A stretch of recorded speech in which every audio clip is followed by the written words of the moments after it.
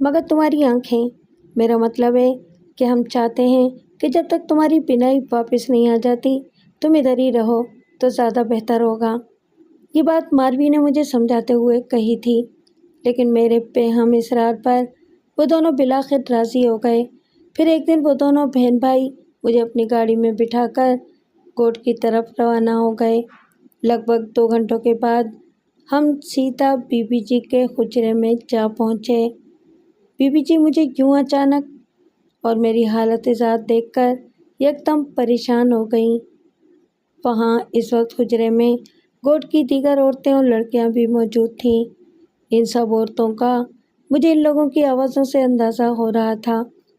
खान मोहम्मद और मारवी ने मुख्तसरन मेरे बारे में बीबी जी को आगाह किया और फिर वहाँ से रुखसत हो गए।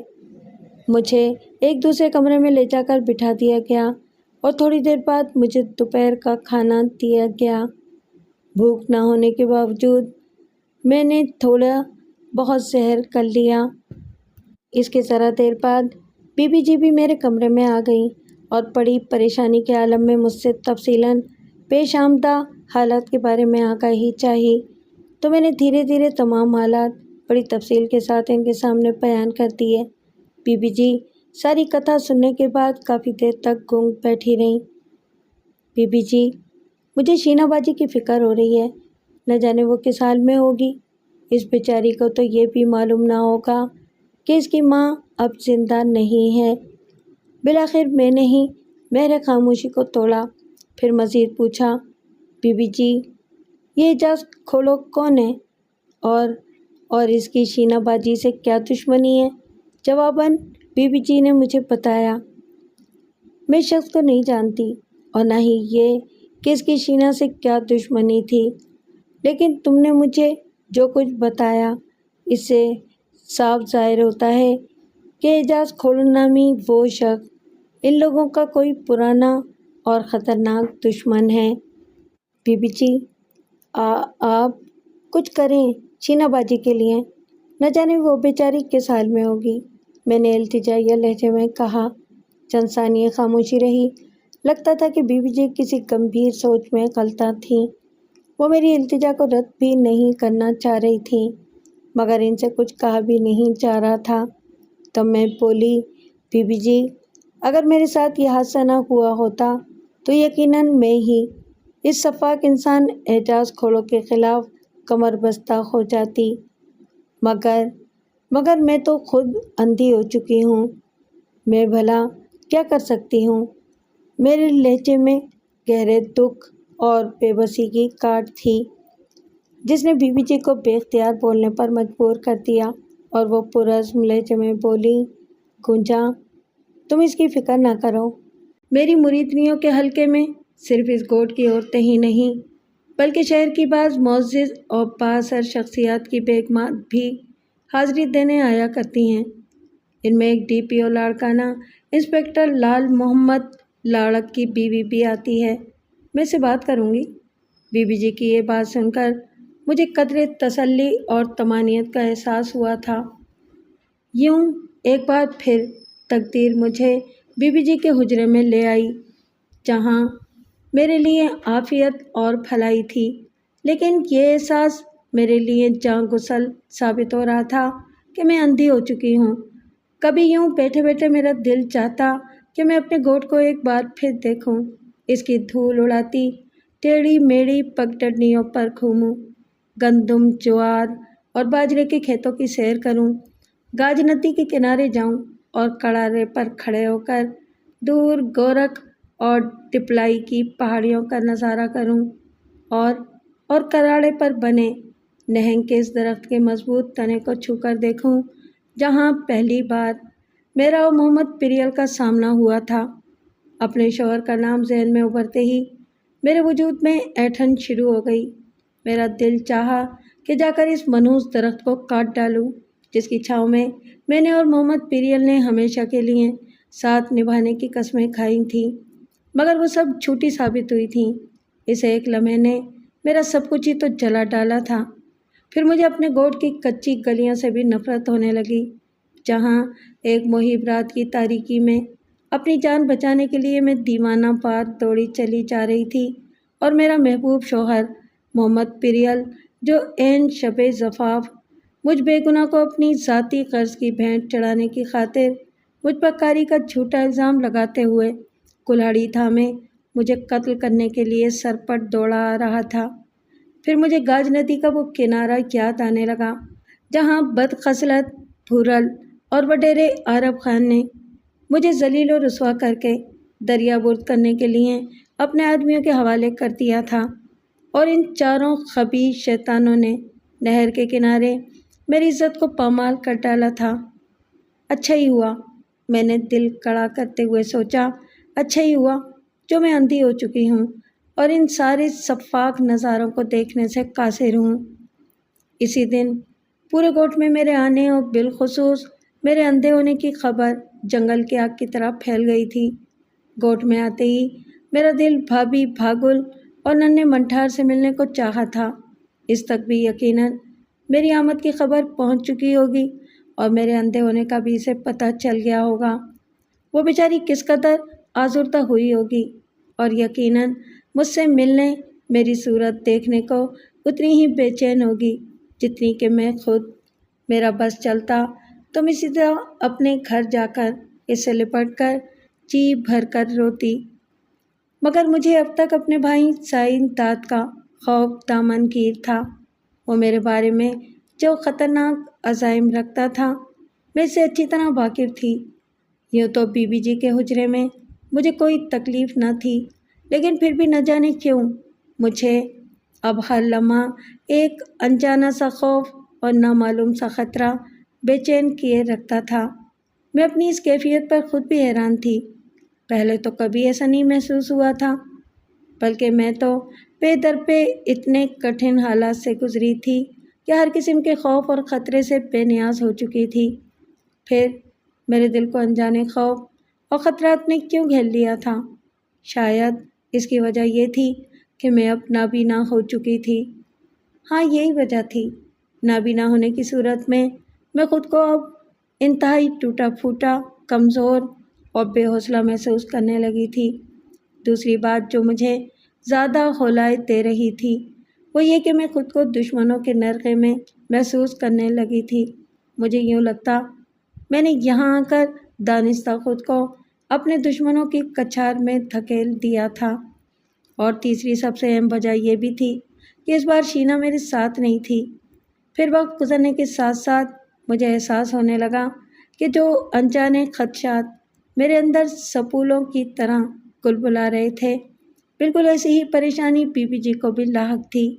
ایک روز انہوں نے متفکر لہجے میں مجھ سے کہا، گونجا، تمہارے یہاں آنے کی خبر کوٹ میں نہیں پھیلنی چاہیے تھی، وہ بھی ایسی صورت میں کہ تم اپنی بینائی بھی کھو چکی ہو۔ بی بی جی کی بات نے مجھے مزید ہراساں کر دیا تھا۔ میں ان کی بات کا مطلب جان گئی تھی، مگر پھر بھی قدرے معصومانہ لہجے میں بولی، بی بی جی، میں آپ کی بات سمجھی نہیں۔ میں نے حد الامکان یہی کوشش کی تھی کہ میرے چہرے اور لب و لہجے سے خوف کی ذرا بھی جھلک نمایاں نہ ہونے پائے، تاکہ بی بی جی مجھے مستقبل کے متوقع خدشات سے بالکل لا علم سمجھیں۔ دیکھو گونجا، اللہ تمہاری حفاظت کرے، میں تمہیں کسی قسم کے خوف یا ڈر میں مبتلا نہیں کرنا چاہ رہی۔ میرا مقصد صرف تمہیں محتاط کرنا ہے۔ تمہارا بھائی سائن داد ایک طرف تمہارا دشمن ہو رہا ہے تو دوسری جانب بھورل خان اور وڈیرا عارف خان بھی تمہیں نہیں بھولے ہوں گے، بلکہ ان دونوں شیطانوں کی آنکھوں میں تو کانٹے کی طرح کھٹکتی رہتی ہوگی۔ بی بی جی مجھے سمجھاتے ہوئے بولی اور پھر خاموش ہو گئیں۔ میرا دل دھڑک اٹھا۔ موجودہ حالات کے تناظر میں جو خدشات اور خطرات بی بی جی کے اندر پل رہے تھے وہ عین درست اور وہی تھے جنہیں میں نے بھی محسوس کیا تھا۔ وڈیرا عارف اور بھورل خان میرے جانی دشمن بن چکے تھے۔ تب اچانک مجھے یاد آیا اور میں بی بی جی کے خیالات سے متفق ہو کر بولی، بی بی جی، آپ کی بات درست ہے۔ میں آپ کو یہ بات بھی بتانا بھول گئی تھی کہ جب میں شینا باجی کے ساتھ جیپ میں سوار ہو کر شہر لاڑکانہ دادو ولا جا رہی تھی تو اعجاز کھوڑوں کے حملہ کرنے سے پہلے ہم پر ایک اور جیپ سے بھی فائرنگ ہوئی تھی۔ یہ پہلا حملہ تب ہوا تھا جب ہم گوٹ کی خطوط میں ہی تھے اور وہ گاڑی بھی مختلف تھی۔ میں اتنا کہہ کر رکی۔ بی بی جی چونک کر میری جانب تکنے لگیں۔ شینا باجی نے فوراً جیپ رکوا کر ان کا مقابلہ بھی کیا تھا۔ شاید ان نامعلوم حملہ آوروں میں ایک مرا بھی تھا، باقی زخمی ہو کر فرار ہو گئے تھے۔ شینا باجی کا خیال تھا کہ یہ وڈیرے عارف خان کے ہی آدمی تھے۔ میں نے اپنی بات مکمل کر کے بی بی جی کے چہرے پر نظریں جما دیں۔ اس کا مطلب یہ ہوا کہ عارف خان اور پھورل تم سے لا تعلق اور بے خبر نہیں ہیں، وہ برابر تمہاری ٹو میں لگے ہوئے ہیں، بی بی جی نے کہا۔ بی بی جی، ان دونوں رذیلوں کو آخر مجھ سے کس بات کا ڈر ہے؟ میں نے پوچھا۔ انہوں نے اپنا منہ جو کالا کیا تھا۔ اس شرمناک جرم کی تم چلتی پھرتی گواہی اور ثبوت ہو۔ تمہارا زندہ رہنا ان کے لیے کسی بھی وقت خطرہ بن سکتا ہے، بی بی جی نے کہا۔ مگر نہ جانے کیوں میں نے ان کی اس بات سے اتفاق نہ کیا اور میں اس کا اظہار کیے بغیر بھی نہ رہ سکی۔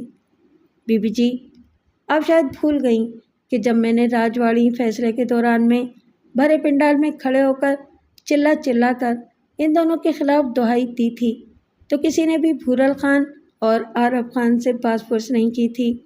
میں خود ان کے جرم کی گواہی ہوں، تو پھر میرے فریاد کرنے کے باوجود وہ آزاد کیوں گھوم رہے ہیں؟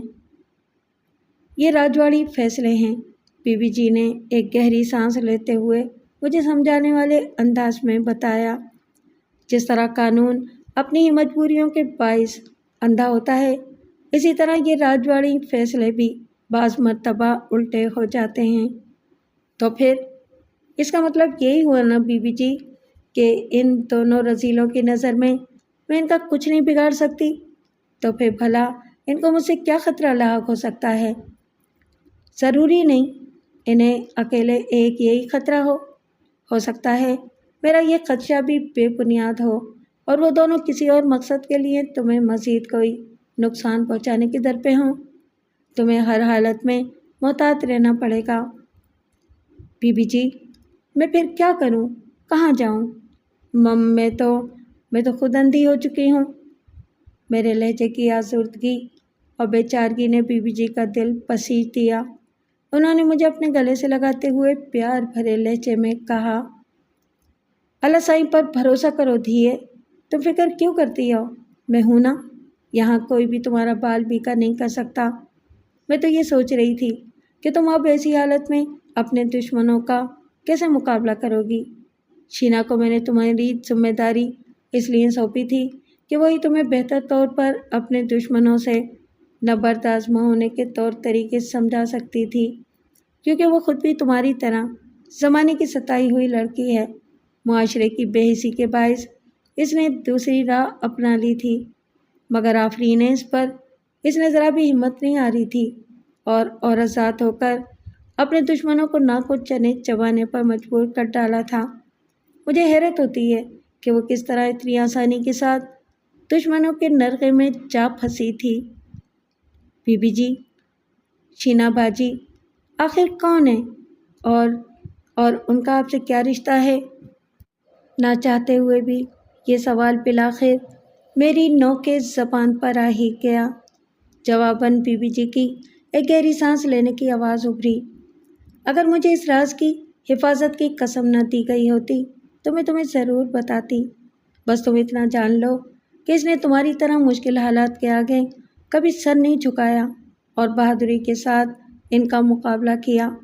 میرا اس سے تعلق محض ایک ہمدرد اور غم گسار کا سر رہا ہے، اور جہاں تک ممکن ہو سکا میں نے اس کی رہنمائی اور مدد کی، لیکن میں پھر بھی یہی کہوں گی کہ خود کو اپنے خطرناک دشمنوں کے آگے سیسا پلائی دیوار ثابت کرنے کے لیے اس نے بڑی محنت اور ریاضت کی تھی۔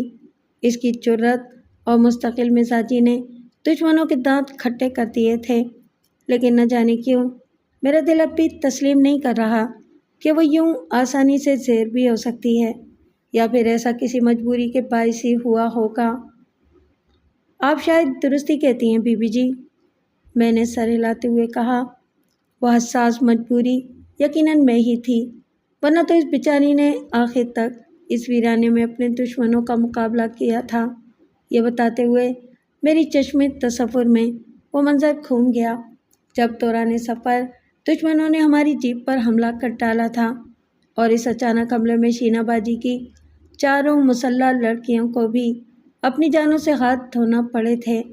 جب میں اور شینا باجی اپنے دشمنوں کے نرغے میں پھنسنے لگے تب تو شینا باجی نے مجھے قدرے تہکمانہ لہجے میں وہاں سے بھاگ جانے کی ہدایت دی تھی۔ کیسی قابل فخر اور جرأت انگیز زندگی تھی شینا باجی کی۔ ایک لڑکی ہو کر کس قدر حوصلے اور بہادری کے ساتھ حالات کا مقابلہ کر رہی تھی وہ، اور مجھے بھی بڑی جانفشانی، دیانتداری اور لگن کے ساتھ مشکل حالات سے نبرد آزما ہونے کے لیے تیار کر رہی تھی۔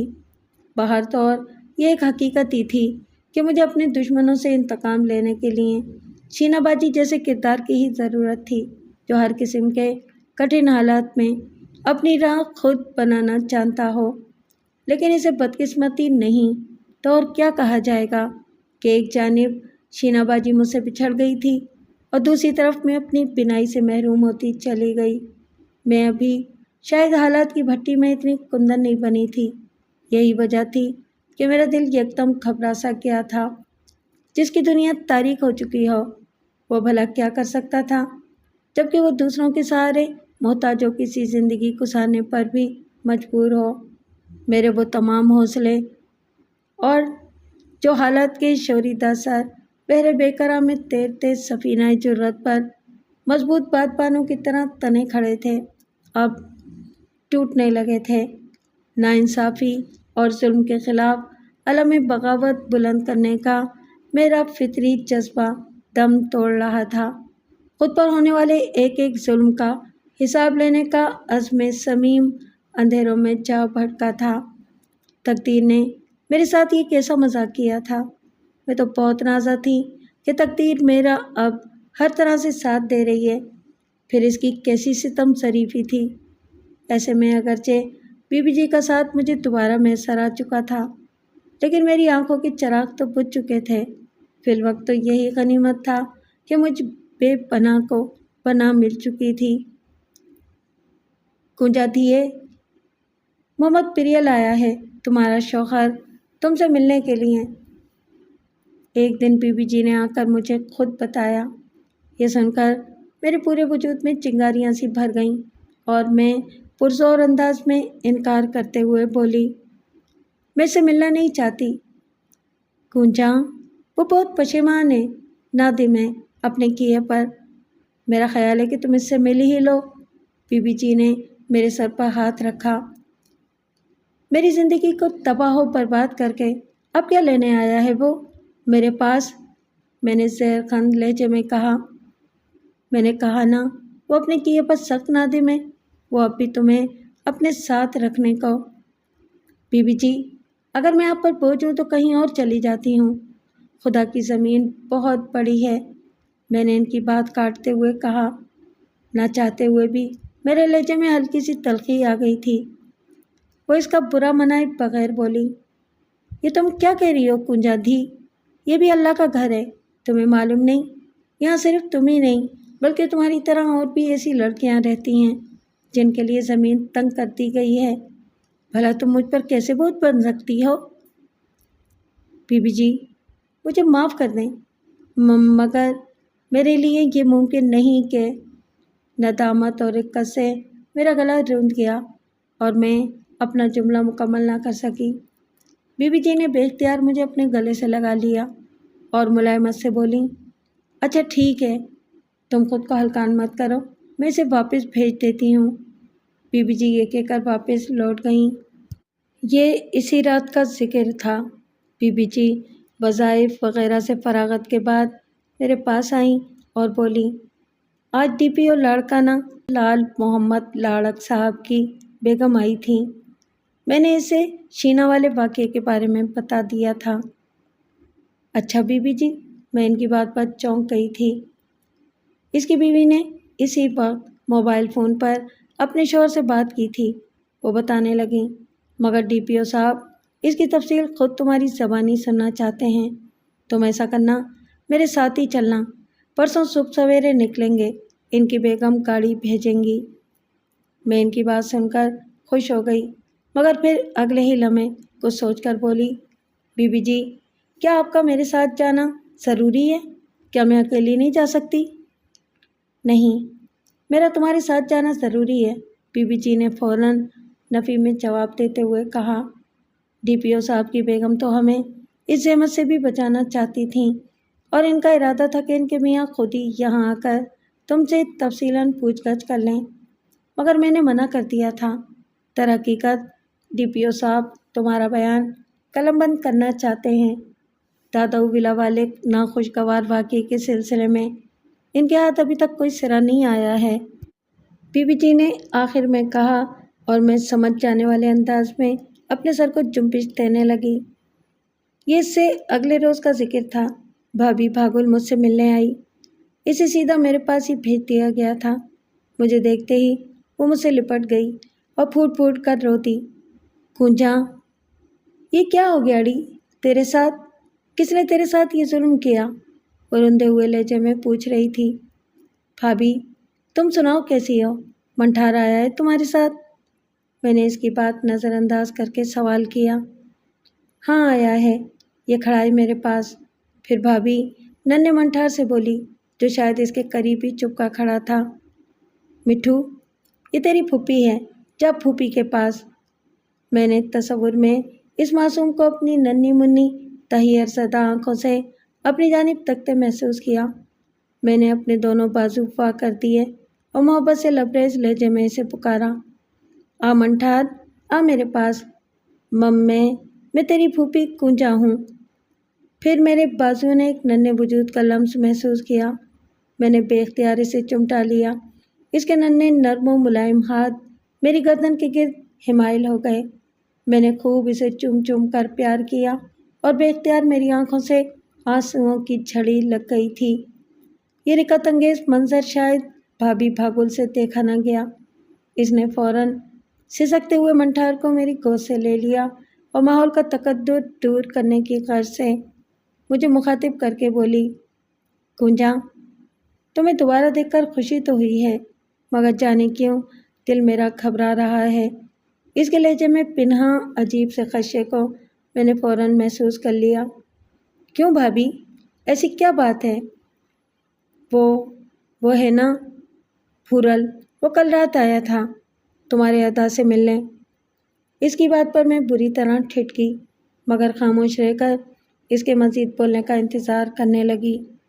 वो बताने लगी, वो इससे पहले भी अक्सर आता जाता रहा है, मगर कल रात मैंने इन दोनों की बातें सुनी थीं। इस कमीने फूरल को भी इस बात का इल्म हो चुका है कि तुम यहाँ वापस आ चुकी हो। वो बदबख्त तुम्हारे अदा को एक नई पट्टी पढ़ाते हुए कह रहा था कि वो तुम्हें न सिर्फ बीवी जी के हुजरे से निकाल कर अपने घर ले आए, बल्कि किसी तरह मोहम्मद पिरियल से तलाक दिलवाने की कोशिश भी करे। भाभी भागुल खामोश हुई तो क़ैज़ो ग़ज़ब की आग मेरे पूरे वजूद में भड़कती चली गई। मेरा भाई साईंदाद इतना बेगैरत था कि किसी लालच के तहत इस रज़ील फूरल खान से हिनौज गठजोड़ किए हुए था और इसके नापाक अज़ाइम की तकमील के सिलसिले में इसकी पूरी मदद कर रहा था। ठीक है भाभी, अल्लाह साईं तुम्हें खुश रखे। मैंने अंदाजे से इसकी तरफ चेहरा घुमाया जहाँ वो खड़ी थी। तो मेरी फ़िक्र मत करो, मैं यहाँ बिल्कुल ठीक और खुश हूँ। यहाँ मेरा कोई कुछ नहीं बिगाड़ सकता। कुंजा, मुझसे रुखसत होते हुए भाभी भागुल ने बड़ी मोहब्बत से मेरा हाथ थाम लिया। हाँ बोलो भाभी, मैंने बड़ी अपनाइयत से इसके हाथ को सहलाया। तुम मुझसे नाराज़ तो नहीं हो ना? भाभी, भला मैं तुमसे क्यों नाराज़ हो सकती हूँ? मैं हैरत से बोली। बाबा साईं की मौत का मुझे बड़ा दुख है, वो धीमी आवाज़ में बोल रही थी। इसे मेरे बाबा ने कत्ल। बस, और कुछ मत कहना, इसकी तकदीर में यही अंजाम लिखा था। मुझे भी अगरचे इसका कलक है, मगर मैं ये सब कुछ भुला चुकी हूँ। मैंने किसी कदर सत महरी से कहा। चंद सानिये खामोश रहने के बाद वो मुझसे गले मिली और फिर चली गई। अगले रोज़ अलस सुबह एक जीप हमें लेने आ गई। मैं बीबी जी के साथ लाड़काना जाने के लिए इसमें सवार हो गई। لگ بھگ 2 گھنٹے کے سفر کے بعد جیپ رکی اور بی بی جی مجھے سہارا دیے نیچے اتر آئیں۔ کچھ دیر چلنے کے بعد ہم دونوں کو ایک کمرے میں لے جایا گیا جہاں بی بی جی نے مجھے ایک نرم و گداز صوفے پر بٹھا دیا اور خود بھی میرے قریب بیٹھ گئیں۔ فوراً ہی ہمیں ٹھنڈے میٹھے شربت کے 2 گلاس دیے گئے۔ ابھی ہم نے شربت پی کر گلاس رکھے ہی تھے کہ ڈی پی او انسپکٹر لال محمد لاڑک اپنی بیگم کے ساتھ وہاں پہنچے اور ہمارا پرتپاک استقبال کیا۔ رسمی کلمات کے بعد بی بی جی نے انسپکٹر لال محمد سے کہا، انسپکٹر صاحب، یہی وہ لڑکی ہے کونجا، آپ نے جو پوچھنا ہے اس سے پوچھ لیں کیونکہ ہم نے جلد لوٹنا بھی ہے واپس۔ بیٹی، تم ذرا پرسکون ہو کر اور اچھی طرح یاد کر کے مجھے وہ سارے واقعات بتاؤ جب تمہاری جیپ پر حملہ ہوا تھا۔ میرے کانوں سے لال محمد کی کھرکھراتی اور شفیق آواز ٹکرائی۔ میں چند ثانیے سوچتی رہی اور پھر انہیں وہ سارے واقعات دھیرے دھیرے بتاتی چلی گئی۔ میری سرات بھری گفتگو سننے کے بعد انسپکٹر لال محمد کی سوچ میں ڈوبی ہوئی آواز سنائی دی، بیٹی، اور کوئی بات تو نہیں رہ گئی؟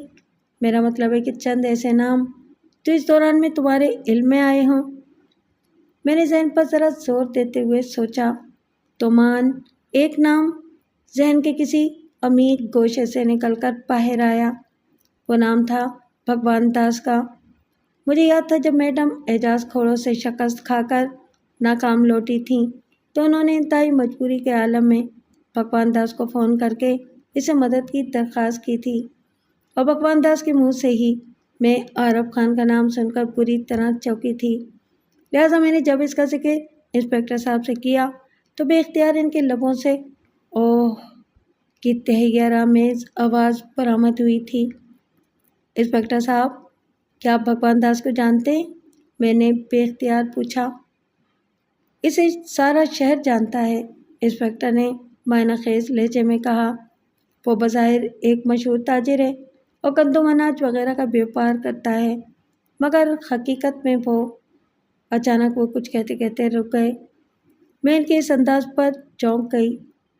ٹھیک ہے، تمہارا بہت بہت شکریہ بیٹی۔ تھوڑی دیر بعد انسپکٹر صاحب ایک گہرا سانس خارج کر کے دوبارہ بولے، تم نے کافی مفید باتیں بتائیں، اب ہم ذرا درست خطوط پر اپنی کارروائی آگے بڑھائیں گے۔ ویسے تم اب کہاں رہ رہی ہو؟ جی یہ میرے پاس ہی رہتی ہے، میرے بولنے سے پہلے ہی بی بی جی نے انہیں جواب دیا۔ اچھا ٹھیک ہے، اگر مجھے ضرورت پڑی تو میں خود آپ کے حجرے میں آ کر حاضری دوں گا، انسپکٹر صاحب نے ان سے کہا۔ پھر ہمارے رخصت ہوتے وقت بھی انہوں نے چند ایک سوال مزید کیے۔ اس کے بعد ہم جیپ میں واپس کوٹ کی طرف روانہ ہو گئے۔ انسپکٹر لال محمد سے ملنے کے بعد مجھے کافی امید ہو چلی تھی کہ اب شینہ بازی کی بازیابی کے سلسلے میں ضرور کوئی پیش رفت ہوگی۔ میں اور بی بی جی اس طویل سفر کے باعث بے حد تھک چکے تھے۔ حجرے میں آ کر دوپہر کا کھانا کھا کر میں ذرا آرام کرنے لیٹی تو مجھے فوراً نیند نے آ لیا۔ رات کے وقت مرادہ نے جگایا۔ وہ کھانا لائی تھی۔ میں نے صرف دودھ پیا اور کھانے کو ہاتھ تک نہیں لگایا۔ مرادہ چلی گئی تو میں پھر بستر پر لیٹ گئی۔ میری نیند اب اچاٹ ہو چکی تھی۔ میں نے سونے کی بہت کوشش کی مگر ناکام رہی۔ رات کے نہ جانے کس پہر مجھے کھٹکے کی آواز سنائی دی۔ آنکھیں تو میری کھلی ہوئی ہی تھیں لیکن ان میں بھی اندھیرے بھرے ہوئے تھے۔ میں ذرا محتاط ہو کر چارپائی سے اٹھی اور ٹٹولنے والے انداز میں اپنے دونوں ہاتھ پھیلائے اور دروازے کی طرف بڑھنے لگی، لیکن ابھی میں شاید دروازے سے چند قدم کے فاصلے پر ہی تھی کہ اچانک دروازہ کھلنے کی مدھم سی آواز میری سماعت سے ٹکرائی۔ اس سے پہلے کہ میں سنبھلتی، اچانک مجھے کسی نے اپنے بازوؤں کے شکنجے میں جکڑ لیا اور میرے چیخنے سے پہلے ہی میرے منہ پر مضبوطی سے ہاتھ جماتے ہوئے کوئی گیلا سا رومال میرے نتنوں سے لگا دیا۔ ایک تیز بو ناک کے ذریعے دماغ کی رگوں تک جا پہنچی اور دوسرے ہی لمحے میرا دماغ معاف ہونے لگا۔ میں دنیا و مافیا سے بے نیاز ہوتی چلی گئی۔ مجھے ہوش آیا تو خود کو ایک نرم بستر پر پڑا محسوس کیا۔ جانے میں کہاں تھی اور کون مجھے یہاں لایا تھا؟ میں پوری طرح ہوش میں آ چکی تھی، مگر میرا دل کسی انجانے خوف نے جکڑا ہوا تھا۔ بصری قوت کی محرومی نے اس خوف کو سوا کر دیا تھا۔ انجانے اندیشوں اور وسوسوں نے میرے دل و دماغ پر یلغار کر رکھی تھی۔ میں کہاں ہوں؟ مجھے یہاں کون لایا ہے؟ احساس بے بسی اور خوف کے مارے میرے لبوں سے ہسٹریائی انداز میں یہ الفاظ برآمد ہوئے اور میں زور زور سے چیخنے لگی، اے چھوکری، کیا شور مچاتی ہے؟ چپ کر، نہیں تو گلا دبا دوں گا۔ ایک غراتی ہوئی آواز میرے کانوں سے ٹکرائی اور میں سرتا پا لرز اٹھی۔ اس آواز کو میں کیسے بھول سکتی تھی؟ اس آواز نے تو میرا سکون لوٹا تھا۔ خون میری رگوں میں لاوا بن کر دوڑنے لگا۔ خوف اور غصے کے مارے میں کپ کپانے لگی۔ یہ بدذات اور لعنتی پھورل خان کی آواز تھی۔ مجھے یہاں کیوں لایا گیا ہے؟ میرے حلق سے لکنت زدہ آواز برآمد ہوئی۔ یہ سن کر پھورل خان ہنسا۔ گھبراتی کیوں ہے لی؟ تجھے یہاں کوئی کچھ نہیں کہے گا۔ بکواس بند کر کتے، اب اگر مجھے ذرا بھی چھوا تو۔ اس کی بات کاٹتے ہوئے فرط جوش سے خود میرا جملہ بھی ادھورا رہ گیا۔ زبان سنبھال کر بات کر کنجا، ہم تیرے بھلے کے واسطے تجھے یہاں لائے ہیں۔ یہ ایک دوسری آواز تھی جسے سن کر میں اپنی جگہ سن ہو کر رہ گئی۔ یہ آواز میرے بھائی سائیں داد کی تھی۔ وہ میرے بھلے کی بات کر رہا تھا اور میرے دماغ سے نفرت کی چنگاریاں پھوٹ رہی تھیں۔ میرا وجود لاوے کی طرح دہکنے لگا تھا۔ شدت غیظ سے میری آواز سینے میں گھٹ کر رہ گئی۔ وہ لہجہ بدل کر بول رہا تھا، کنجا، میں ہوں نا یہاں، تیرا بھائی، تو کیوں فکر کرتی ہے؟ تجھے کچھ نہیں ہوگا۔ میں واپس بی بی جی کے پاس جانا چاہتی ہوں۔ مجھے یہاں کیوں لایا گیا ہے؟ اڑی چری نہ بن، وہ وڈیرا عرب خان تیری جان لینا چاہتا ہے۔ اس کے بندے تجھے شکاری کتوں کی طرح ڈھونڈ رہے ہیں۔ میں نے کہا نا، میں یہاں ایک پل بھی نہیں رہنا چاہتی۔ سائیں داد کی بات سن کر میرے لہجے کی سختی بڑھ گئی۔ اتنا غصہ ٹھیک نہیں چھوکری، اس بار پھورل خان بولا۔ اگر تو بی بی جی کے پاس ہوتی تو اب تک عرب خان کے آدمی تجھے اٹھا کر اس کی حویلی پہنچا چکے ہوتے۔ کیوں ڈرامے بازی کرتا ہے تو شیطان؟ میں اچھی طرح جانتی ہوں تم سب ایک ہی نالی کے کیڑے ہو۔ میں دانت پیس کر خدائی، تاہم مجھے اس بات پر تھوڑا جھٹکا لگا تھا کہ میں عرب خان کی حویلی میں نہیں تھی، ورنہ اب تک تو میرا یہی اندازہ تھا۔ اڑی پاگل، کیا بائی تبائی بک رہی ہے تو؟ پھورل خان اپنے کیے پر شرمندہ ہے۔ تیری بہتری اسی میں ہے کہ تو پھورل سے بیاہ کر لے۔ سائیں داد کی بات نے میرے پورے وجود کو سلگا کر رکھ دیا۔ جی میں تو آئی کہ خوب کھری کھری سناؤں اس بے غیرت بھائی کو، مگر میں نے بمشکل اپنی ابال کسی کیفیت پر قابو پایا اور جواباً چپ رہی۔ میرا ذہن تیزی کے ساتھ موجودہ حالات سے نجات پانے کی راہ تلاش کر رہا تھا۔ اتنی تو مجھے تسلی ہو گئی تھی کہ یہاں مجھے سر دست کسی قسم کا کوئی نقصان نہیں پہنچایا جائے گا، ورنہ تو میں پھورل خان کی آواز سن کر ہی دہل گئی تھی کہ کہیں پھر میرے ساتھ وہی گھناؤنا کھیل شروع نہ ہو جائے جس سے میری روح کو بھی چھلنی کر کے رکھ دیا گیا تھا۔ وہ دونوں میری خاموشی کو جواب سمجھ بیٹھے تھے، لہٰذا پھورل خان کی آواز آئی، کنجا، میں تمہیں اب باعزت طریقے سے اپنانا چاہتا ہوں، اس میں تیری بھلائی بھی ہے۔ تو فوراً اپنے شوہر محمد پریل سے طلاق لے لے۔ بول تو اسے بھی اٹھا کر یہاں تیرے سامنے لے آئیں۔ اس کی بات پر مجھے تیش تو بہت آیا، مگر میں اب جوش کے بجائے ہوش سے کام لینا چاہتی تھی۔ میں قطرے سرد مگر محتاط لہجے میں بولی، ٹھیک ہے، پہلے میں محمد پریل سے طلاق لوں گی، اس کے بعد ہی کوئی فیصلہ کروں گی۔ دراصل میں ان کٹھن حالات کو ذرا طول دے کر یہاں سے باعزت طور پر نکلنا چاہتی تھی۔ میری بات کے جواب میں چند لمحے ماحول پر خاموشی چھائی رہی۔ میرا خیال تھا کہ وہ آنکھوں ہی آنکھوں میں اشارے کر کے مشورے کر رہے تھے، اور شاید پھورل خان نے سرگوشی میں سائیں داد سے کچھ کہا تھا۔ اس کے بعد سائیں داد مجھ سے بولا، ٹھیک ہے، اگر تیری یہی مرضی ہے تو یہی صحیح، مگر تجھے اب میرے ساتھ گھر چلنا ہوگا، وہیں میں محمد پریل کو بھی بلا لوں گا۔ اس کی بات سن کر مجھے کچھ اطمینان ہوا، میرے لیے اتنی ہی مہلت کافی تھی۔ میں نے فوراً اسبات میں اپنا سر ہلا دیا۔ اس کے بعد سائیں داد مجھے کھل لے آیا۔ بھابھی بھاگل مجھے دیکھ کر خوش ہو گئی۔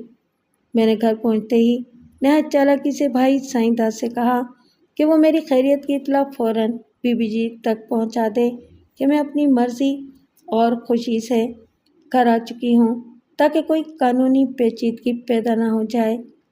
میں نے دانستہ قانونی پیچیدگی کا لفظ استعمال کیا تھا تاکہ سائیں داد میری بات کی افادیت کو محسوس کر کے بی بی جی تک میرا پیغام پہنچا دے۔ اس نے ایسا ہی کیا اور بی بی جی تک میری اطلاع پہنچنے کی دیر تھی کہ وہ فوراً بنفس نفیس میری خیریت معلوم کرنے میرے گھر آ پہنچی۔ اس وقت سائیں داد بھی میرے پاس کھڑا تھا۔ بی بی جی کو حالت کی نزاکت کا کچھ احساس تھا، اس لیے وہ رسمی انداز میں خیر خیریت معلوم کر کے اس وقت تو چپ چاپ واپس لوٹ گئیں، مگر پھر اگلے روز ہی جب سائیں داد گھر میں موجود نہ تھا، اپنی خاص مریدنی مرادہ کو میرے پاس مزید خیر خیریت معلوم کرنے بھیج دیا تھا۔ بھابھی بھاگل اس وقت گھر پر موجود تھی، مگر مجھے اس کی طرف سے مکمل تسلی تھی۔ وہ میری رازداں اور غمخوار تھی۔ مرادہ، بی بی جی سے کہنا کہ میں ایک خاص مقصد کے تحت یہاں ہوں۔ میری طرف سے زیادہ پریشان ہونے کی ضرورت نہیں۔ وہ مقصد پورا ہوتے ہی میں جب چاہوں ان کے پاس آ سکتی ہوں۔ بس تم کبھی کبھی میرے پاس آتی رہنا۔ مرادہ ایک کھاگ عورت تھی، فوراً ہی میری بات کا مطلب سمجھ کر خاموشی سے لوٹ گئی۔ یہ حقیقت تھی کہ میں محمد پریل سے باقاعدہ طلاق لینا چاہتی تھی، لہٰذا اسی روز مناسب موقع دیکھ کر میں نے گہری متانت کے ساتھ سائیں داد سے کہا، ادا، میں محمد پریل سے جلد از جلد طلاق لینا چاہتی ہوں۔ وہ میری بات سن کر اس طرح خوش ہو گیا جیسے میں نے اس کی کوئی دلی خواہش پوری کر دی ہے۔ ٹھیک ہے، میں کل ہی محمد پریل کے پاس خود جا کر اسے یہاں لے آؤں گا، مگر ادا، میں چاہتی ہوں کہ یہ کام کسی معتبر گواہ کی موجودگی میں ہو تو زیادہ بہتر ہے۔ میں نے کسی خیال کے تحت کہا۔ وہ قدرے چونک کر بولا، بھلا اس کی کیا ضرورت ہے، ہم جو موجود ہیں۔ مگر مجھے محمد پریل پر بھروسہ نہیں ہے، میں نے خدشہ ظاہر کیا۔ دیکھو سائیں داد، ویسے تو یہ کام تحریری طور پر بھی ہونا چاہیے، مگر ہم لوگ تو لکھنے پڑھنے میں کورے ہیں۔ میں چاہتی ہوں جب محمد پریل مجھے طلاق دے تو کوئی پڑھا لکھا شخص درمیان میں موجود ہونا چاہیے، مگر میں ایسا پڑھا لکھا شخص کہاں سے تلاش کروں گا؟ سائیں داد الجھے ہوئے لہجے میں بولا، تمہیں ڈھونڈنے کی ضرورت نہیں ہے۔ سردار خمیسو خان کا بیٹا خان محمد ایک پڑھا لکھا شخص ہے، اس کی موجودگی میں یہ کام بآسانی نمٹ سکتا ہے۔ میری بات پر سائیں داد کو لہجے بھر کے لیے چپ سی لگ گئی، پھر وہ ایک گہری سانس لیتے ہوئے بولا، ٹھیک ہے، میں کل تک یہ کام کر سکتا ہوں۔ اگلے روز ایسا ہی ہوا۔ سائیں داد محمد پریل اور ڈاکٹر خان محمد کو اپنے ہمراہ لے کر گھر آ گیا۔ محمد پریل کو ابھی کسی بات کا علم نہ تھا۔ اس دن موسم خاصا خوشگوار تھا اور ٹھنڈی ہوا کے جھونکے چل رہے تھے۔ بھابھی بھاگل نے صحن میں ہم سب کے بیٹھنے کا بندوبست کرتے ہوئے تازہ پانی کا چھڑکاؤ کر کے 2-3 صاف ستھری ڈلی بچھی چارپائیاں صحن میں ڈال دی تھیں۔ وہ بیچاری کچھ پریشان سی لگ رہی تھی۔ خان محمد نے انتہائی شائستہ لہجے میں خیر خیریت پوچھی اور مجھ سے مؤدب لہجے میں مخاطب ہو کر بولا، کنجا، کیا تم نے اچھی طرح غور اور سوچنے کے بعد ہی یہ فیصلہ کیا ہے؟ جی، میں نے اچھی طرح سوچ سمجھ لیا ہے اور میں بغیر کسی دباؤ کے اپنے شوہر محمد پریل سے طلاق لینا چاہتی ہوں، میں نے آہستگی سے مگر ٹھوس لہجے میں جواب دیا۔ محمد پریل بھی وہیں موجود تھا۔ میں نے یہ کہتے ہوئے چشمے تصور میں محمد پریل کی ذہنی کیفیت کا اندازہ لگا لیا تھا۔ اسی وقت میرے کانوں میں خان محمد کی گمبھیر آواز ٹکرائی۔ وہ محمد پریل سے مخاطب ہو کر کہہ رہا تھا، محمد پریل، تم نے اچھی طرح سن لیا کہ تمہاری بیوی کنجا تم سے طلاق لینا چاہتی ہے۔ اگرچہ میں اس بات کی حمایت تو نہیں کروں گا، چونکہ یہ معاملہ خالصتاً تم دونوں میاں بیوی کا ہے۔ مجھے امید ہے کہ تم سمجھداری کا مظاہرہ کرتے ہوئے کوئی فیصلہ کرو گے۔ اس نے اپنی بات ختم کی تو ماحول میں ایک اعصاب شکن سی خاموشی طاری ہو گئی۔ مجھے محمد پریل کی ذہنی کیفیت کا اچھی طرح اندازہ ہو رہا تھا۔ جب محمد پریل کی طرف سے خاموشی طول پکڑنے لگی تو سائنسدان قدرے کرخت لہجے میں محمد پریل کو مخاطب کر کے بولا، محمد پریل، تمہیں میری بہن کنجا کو طلاق دینی ہوگی۔ نہیں سائنسدان، تم درمیان میں مت بولو، اچانک ڈاکٹر خان محمد نے میرے بھائی کو ٹوکا۔ یہ دونوں کا ذاتی معاملہ ہے، تم خاموش رہو۔ اب میں بھی چپ نہ رہ سکی، اگرچہ ہمارے ہاں لڑکیاں اپنے شوہروں کا نام لے کر مخاطب نہیں کیا کرتیں، لیکن میں تو اب یہ رشتہ ہی ہمیشہ کے لیے توڑ دینا چاہتی تھی، لہٰذا میں نام لے کر اسے مخاطب کرتے ہوئے بولی، محمد پریل، تم نے مجھ پر قاری ہونے کا جھوٹا الزام لگاتے ہوئے مجھے قتل کرنے کی کوشش کی تھی، لیکن وقت نے مجھے سچا اور سرخ روح ثابت کر دکھایا۔ اب میرے دل میں تمہارے لیے نفرت کے سوا اور کوئی جذبہ موجود نہیں ہے، اس لیے اب میں تم سے طلاق کا مطالبہ کرتی ہوں، لہٰذا تمہیں مجھے اسی وقت طلاق دینا ہوگی۔ میرا یہ فیصلہ محمد پریل پر دو دھاری تلوار بن کر گرا تھا۔ تمام لوگوں کو ایک لمحے کے لیے سانپ سونگھ گیا۔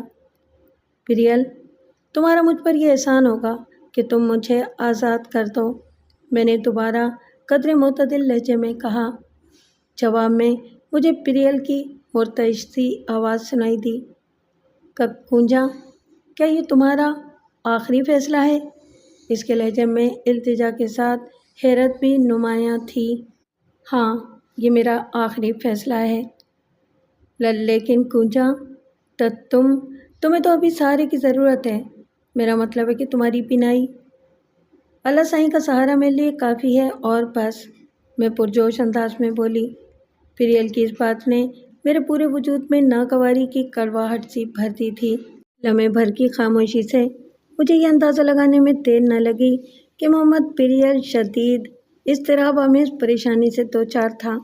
میرا دل عجیب انداز میں دھک دھک کر رہا تھا۔ تب مجھے محمد پریل کی آواز سنائی دی۔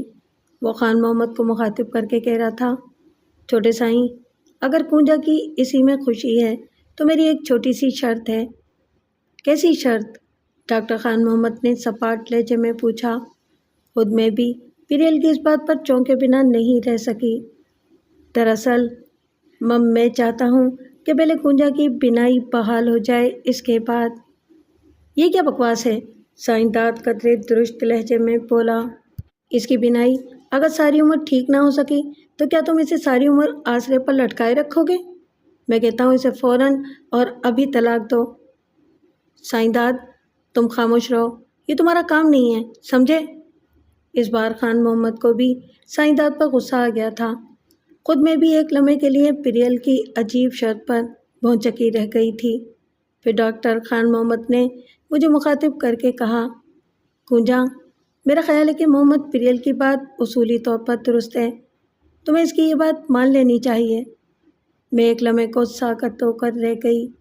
اچانک مجھے خیال سوجا، طلاق تو میں نے بہرحال پریل سے لینی ہی تھی، اگرچہ مجھے اس کی شرط سے اتفاق نہ تھا، لیکن اس وقت میرے ساتھ بھی معاملہ دوسرا تھا۔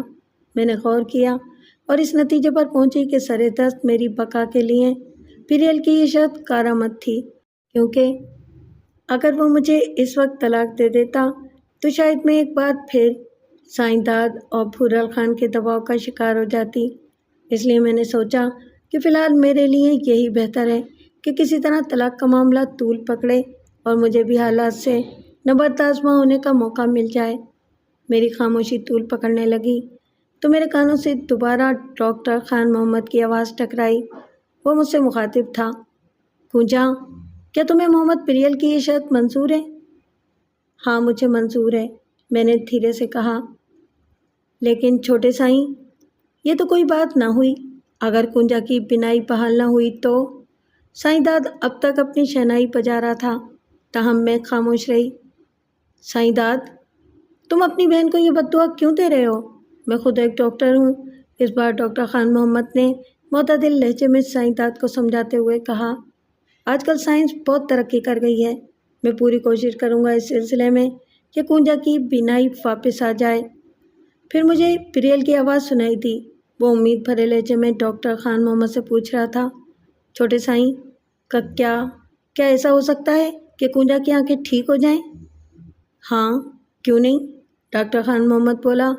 دنیا میں آج بھی ایسے نیکوکار لوگوں کی کمی نہیں جو بے غرض ایسے لوگوں کے کام آتے ہیں۔ آج بھی آنکھوں کے عطیات دیے جاتے ہیں۔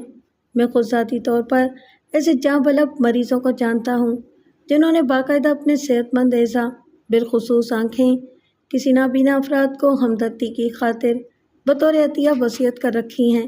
ایسے نیک سیرت لوگوں کی موت کے بعد فوراً ان کی آنکھیں نابینا انسانوں کو ایک خاص آپریشن کے ذریعے فوراً لگا دی جاتی ہیں۔ ڈاکٹر خان محمد کی باتوں پر میں حیرت زدہ رہ گئی۔ میرے دل میں امید اور مسرت کی کلیاں چٹکنے لگیں۔ کیا ایسا واقعی ہو سکتا تھا؟ کیا دنیا میں ایسے لوگ بھی موجود ہیں؟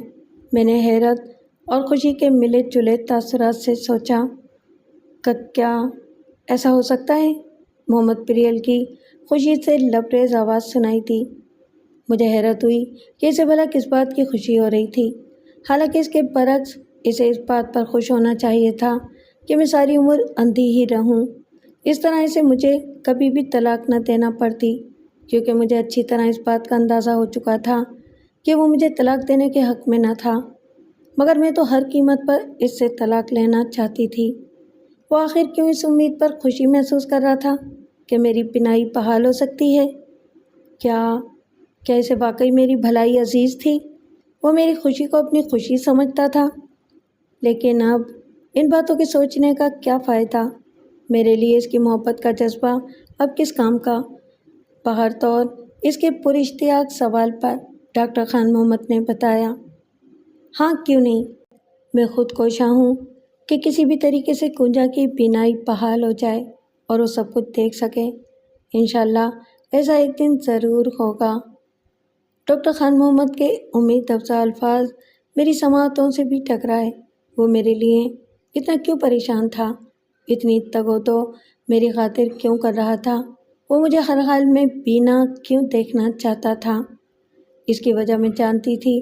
اب تک جب بھی خان محمد کا مجھ سے سامنا ہوتا رہا تھا، میں نے اس کی کشادہ آنکھوں میں اپنے لیے ایک معنی خیز اشتیاق دیکھا تھا۔ اس کے انداز و اطوار اور خلوص کے گہرے پن سے اب تک جو اندازے قائم کیے تھے وہ میرے دل کے کسی کونے میں ایک دیے کی طرح ٹمٹما رہے تھے۔ اس کے بعد ڈاکٹر خان محمد وہاں سے رخصت ہو گیا تھا۔ ان دونوں کے جاتے ہی سائنسدان فکر مند لہجے میں مجھ سے بولا، کنجا، تمہیں محمد پریل کی یہ شرط ماننی نہیں چاہیے تھی۔ تم نہیں جانتی وہ تم سے چالاکی کر رہا ہے۔ بھائی کی بات پر میرا جی تو چاہا کہ اسے جواباً یہ کہہ ڈالوں کہ چالاکی تو تم کر رہے ہو میرے ساتھ ادا۔ اس نے تو پھر بھی میرے بھلے کی خاطر ایک شرط رکھی ہے، جبکہ تم اپنے ناپاک مقصد کی خاطر مجھے اپنے شوہر سے جلد سے جلد طلاق دلوانا چاہتے ہو۔ مگر میں یہ کہہ نہ سکی۔ ادا، میں اب بی بی جی کے پاس جانا چاہتی ہوں، میں نے سر جھکا کر دھیمی آواز میں کہا۔ کیوں؟ وہاں جا کر کیا کرو گی تم؟ وہ خشونت بھرے لہجے میں بولا۔ بی بی جی کے پاس مجھے ذہنی سکون ملتا ہے۔ نہیں، تم اب ادھر ہی رہو گی۔ یہ کہتے ہوئے وہ وہاں سے چلا گیا اور میں غصے کے مارے بل کھا کر رہ گئی۔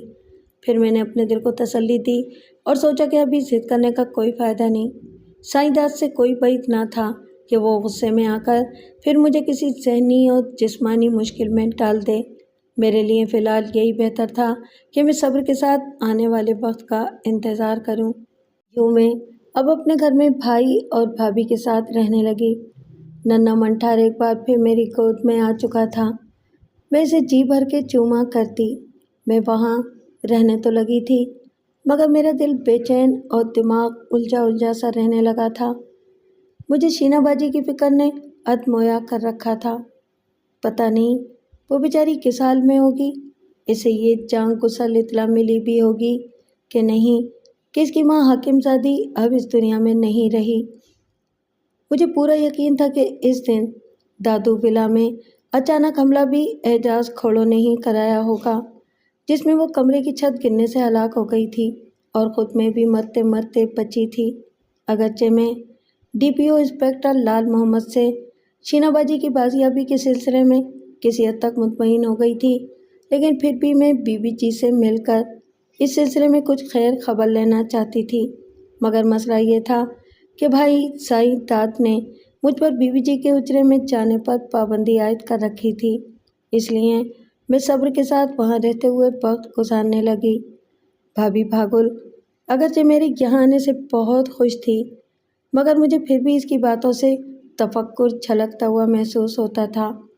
ایک دن بھابھی نے مجھ سے کہا، "کھونجا، اللہ سائیں کرے تم بہت جلد دیکھنے کے قابل ہو جاؤ، کیا پھر تم واقعی محمد پریل سے طلاق لے لو گی؟" "ہاں بھابھی، میں پھر بھی اس سے طلاق لے کر رہوں گی، ورنہ عدالت میں خلا کی درخواست دائر کر دوں گی، میں نے فیصلہ کن لہجے میں جواب دیا۔ "یہ خلا کیا ہوتا ہے کونجا؟" بھابھی نے منہ بھم سے لہجے میں پوچھا تو مجھے اس کی معصومیت پر پیار سا آ گیا۔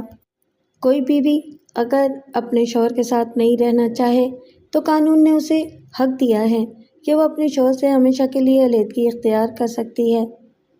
کونجا، تمہیں اتنی بڑی بڑی باتوں کا کیسے علم ہوا؟ مجھے اس کی اس بات پر بے اختیار ہنسی آ گئی۔ اب میں اسے کیا بتاتی کہ یہ سب باتیں مجھے شینا باجی نے تعلیم دینے کے دوران میں سمجھائی ہیں۔ تاہم میں بولی، "بھابھی، تم یہ باتیں نہیں سمجھو گی، بلکہ اس پورے گوٹ میں رہنے والی کسی بھی لڑکی اور عورت کو اس بات کا علم نہیں۔ وہ تو بیچاریاں ساری زندگی یہی سمجھتی رہتی ہیں کہ ان کا جینا مرنا اب شوہر کے ساتھ ہی ہے، چاہے وہ تمام عمر اپنے سفاک شوہروں کے ظلم و ستم کا نشانہ بنتی رہیں۔ ان کی گھٹی میں یہ بات شروع ہی سے ڈال دی جاتی ہے کہ اگر تمہارا شوہر تم پر کلہاڑی بھی اٹھا لے تو خاموشی سے اپنا سر جھکا دو۔" میرا لہجہ از خود زہر آلود ہوتا چلا گیا۔ میرا مقصد اسے ورغلانا نہیں، سمجھانا تھا۔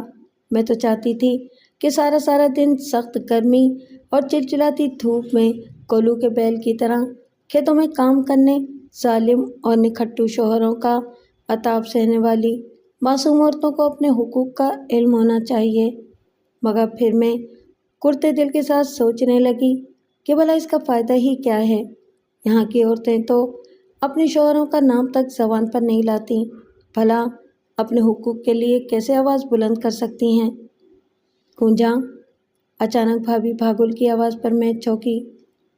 "ہاں بھابھی، میرا تو خیال ہے کہ تم اپنے شوہر کو معاف کر دو اور اسے طلاق مت لو۔ غلطی تو انسانوں سے ہی ہوتی ہے، ابھی یہ بھی تو دیکھو کہ وہ اب بھی تمہیں ساتھ رکھنا چاہتا ہے۔" غلطی؟ غلطی مت کہو بھابھی، غلطی تو وہ ہوتی ہے جو انجانے میں ہو جائے، مگر پریل نے تو یہ سب کچھ جانتے بوجھتے ہوئے اور اپنی ذاتی غرض کے لیے ایسا کیا تھا۔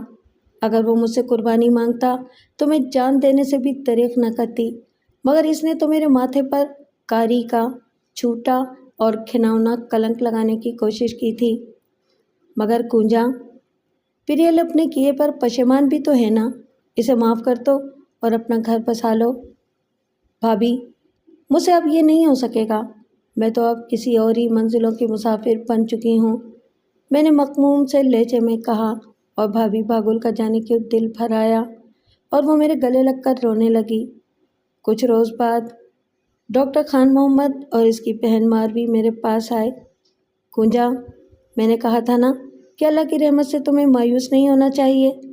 دیکھو، اللہ کے ایک نیک بندے نے اپنی آنکھیں بطور عطیہ تمہیں دینے کا فیصلہ کر لیا ہے۔ ڈاکٹر خان محمد کی آواز میرے کانوں سے ٹکرائی، جانے کیوں مجھے اس کی آواز میں ایک عجیب سی لرزش محسوس ہوئی تھی۔ میں یہ سن کر خوش ہو گئی۔ ماروی بھی میرے قریب آ کر ملائمت سے بولی، "ہاں کونجا، اب تم بہت جلد دیکھنے کے قابل ہو جاؤ گی، لیکن اس کے لیے تمہیں اب ہمارے ساتھ شہر چلنا پڑے گا۔ ماروی بی بی، میں آپ لوگوں کا یہ احسان ساری زندگی بھول نہیں سکتی۔ فرط جذبات سے میرے آنسو نکل پڑے۔ نہیں کونجا، تمہیں ہمارا نہیں، اس خدا کے نیک بندے کا شکر ادا کرنا چاہیے جس نے اپنی آنکھیں تمہیں دینے کا فیصلہ کیا ہے، ڈاکٹر خان محمد نے مجھ سے مخاطب ہو کر کہا۔ میں بھلا اس کا یہ احسان کیسے اتار سکتی ہوں جس نے اپنی آنکھوں کا نور مجھ غریب کو بخشنے کا فیصلہ کیا ہے؟ میں مرتعش سے لہجے میں بولی، اس کا اتنا بڑا احسان تو رب سائیں ہی اتار سکتا ہے۔ کیا میں اپنے محسن کا نام پوچھ سکتی ہوں؟ میری بات پر وہ دونوں ایک لمحے کے لیے خاموش ہو گئے۔ چند لمحے بعد خان محمد نے مبہم سے لہجے میں کہا، کھونجا، اس نیک آدمی نے ہم سے یہ وعدہ لیا ہے کہ ہم اس کا نام اپنی ذات تک ہی محدود رکھیں گے اور تمہیں بھی اس کی اس خواہش کا احترام کرنا چاہیے۔ مجھے اس کی بات پر حیرت ہوئی، لیکن میرا بھی دل چاہتا تھا کہ میں کم سے کم اپنے محسن کا نام تو جان سکوں جو اتنی بڑی قربانی دے رہا تھا۔ ایک لمحے کو تو میرے جی میں آئی کہ میں انکار کر دوں، کیونکہ جانے کیوں میرا دل نہیں مان رہا تھا کہ اپنی آنکھوں کے چراغ جلانے کے لیے کسی دوسرے کی دنیا اندھیری کر دوں۔ یہ انتہا کی خود غرضی تھی۔ یہ خیال اچانک ہی میرے ذہن میں ابھرا تھا اور میں نے برملا اس کا اظہار کرتے ہوئے قدرے سنجیدگی سے کہا، نہیں، میں اپنی آنکھوں کے چراغ جلانے کی خاطر کسی دوسرے کو محروم اجالوں سے نہیں کر سکتی، یہ میرا ضمیر گوارا نہیں کر سکتا۔ میری بات پر ان دونوں کو جیسے ایک دم سانپ سونگھ گیا، مگر پھر دوسرے ہی لمحے مجھے خان محمد کی آواز سنائی دی، کھونجا، تم شاید میری وہ بات بھول گئی ہو، یاد کرو، میں نے تم سے کہا تھا نا کہ اپنی آنکھوں کا عطیہ وہ لوگ دیتے ہیں جن کا مرض لا علاج ہو چکا ہوتا ہے۔ ایسے جاں بلب بعض افراد اپنی آنکھوں کا عطیہ اپنی زندگی میں ہی وصیت کر جاتے ہیں۔ یوں سمجھو وہ بھی ایک ایسا ہی شخص ہے اور یہ اس کی اپنی خواہش ہے، وہ بھی موت کے دہانے پر کھڑا ہے۔ میں نے بغور اس کی بات سنی، جانے کیوں مجھے ایک بار پھر اس کی آواز میں ہلکا سا ارتعاش محسوس ہوا تھا۔ میں کوئی جواب دے نہیں چاہتی تھی کہ ماروی بول پڑی، کھونجا، اگر کوئی اپنی عاقبت اس طرح سنوارنا چاہ رہا ہے تو تمہیں بھی اس نیک کام میں اس کی مدد کرنی چاہیے۔ پلیز مان لو ہماری بات۔ دراصل وہ شخص اپنی زندگی میں ہی یہ فریضہ انجام دینا چاہتا ہے تاکہ وہ سکون سے مر سکے۔ مجھ سے کوئی فیصلہ نہیں ہو پا رہا تھا۔ بالآخر میں نے قدرے سوچ بچار کے بعد رضامندی ظاہر کر دی۔ بس پھر کیا تھا، مجھے اگلے روز ہی ڈاکٹر خان محمد اور ماروی اپنی گاڑی میں بٹھا کر لاڑکانہ لے آئے اور پھر وہاں چند روز قیام کے بعد مجھے بصریہ ہوائی جہاز کراچی کے ایک بڑے اسپتال لے آئے۔ یہ آنکھوں کا بڑا اور جدید سہولتوں سے آراستہ اسپتال تھا۔ یہاں پہلے میرے مختلف ٹیسٹ لیے گئے اور پھر ایک دو روز وہاں ایڈمٹ رہنے کے بعد مجھے آپریشن تھیٹر لے جایا گیا۔ میرا دل عجیب انداز میں دھڑک رہا تھا اور خوش بھی تھا کہ میں اب دیکھنے کے قابل ہو جاؤں گی۔ میرا دل بے اختیار اس نیک انسان کے لیے مشکور اور ممنون جذبات سے لبریز ہونے لگا جو اپنے دیپ بجھا کر مجھے روشنی دینے والا تھا۔ میرے دل سے اس نیک آدمی کے لیے دعائیں نکلنے لگیں کہ خدا اس صلے میں اس کی بخشش فرما دے۔ میرا آپریشن ہو گیا۔ آپریشن کے بعد مجھے واپس اپنے کمرے میں بیڈ پر لا کر لٹا دیا گیا۔ خان محمد و ماروی ایک پل کے لیے بھی مجھ سے جدا نہیں ہوئے تھے۔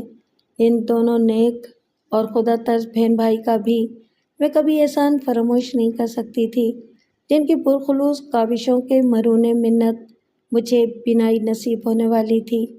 پھر جب ڈاکٹرز کی ٹیم کی نگرانی میں میری آنکھوں سے دھیرے دھیرے پٹی کھولی جانے لگی تو میرے دل کی عجیب کیفیت ہو رہی تھی۔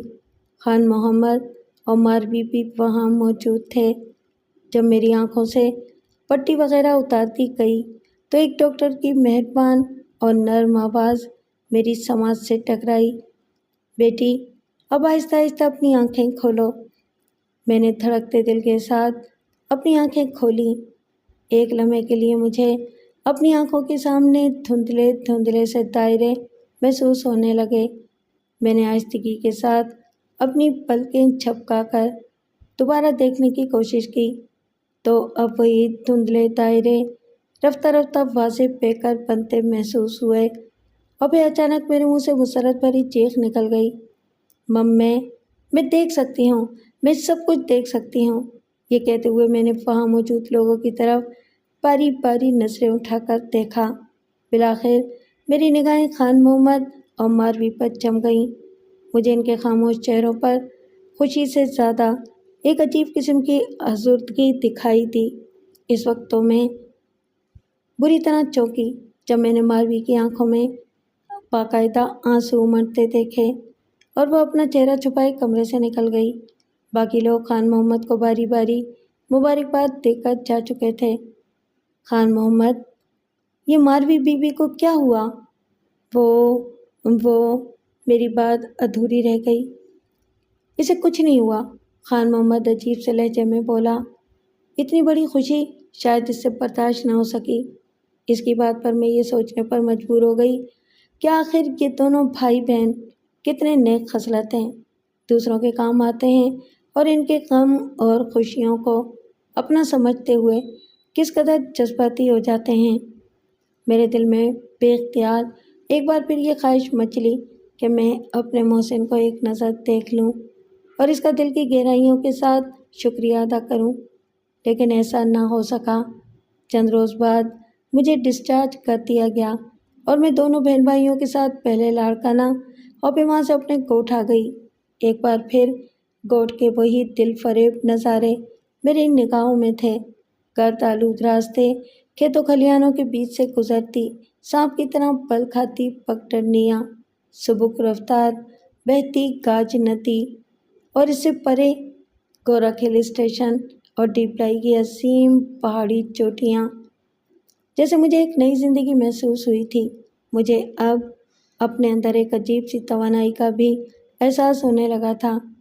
کیسی عجیب بات تھی، جب میری آنکھوں میں اندھیرے تھے تو اپنے دشمنوں کے چہرے بھی میرے ذہن سے محو ہونے لگے تھے۔ شاید یہ انتہا کو پہنچی ہوئی مایوسی کا نتیجہ تھا، لیکن اب جب کہ میں دیکھنے کے قابل ہو گئی تو ان کی مکروہ صورتیں پوری طرح میری آنکھوں میں ابھر آئی تھیں۔ یہاں آتے ہی میں نے سب سے پہلے بی بی جی کے حجرے میں جانے کا فیصلہ کیا۔ ڈاکٹر خان محمد اور ماروی میرے ساتھ تھے۔ میں بی بی جی سے ملی تو وہ مجھے صحیح اور خوش دیکھ کر حیران رہ گئیں اور انہیں اپنی آنکھوں پر یقین نہیں آ رہا تھا۔ وہ بے یقینی کے عالم میں مجھے تکتی رہ گئی تھیں۔ بی بی جی، میں دیکھ سکتی ہوں، آپ کو دیکھ سکتی ہوں۔ میں خوشی کے مارے بے اختیار چیختی ہوئی ان سے لپٹ گئی۔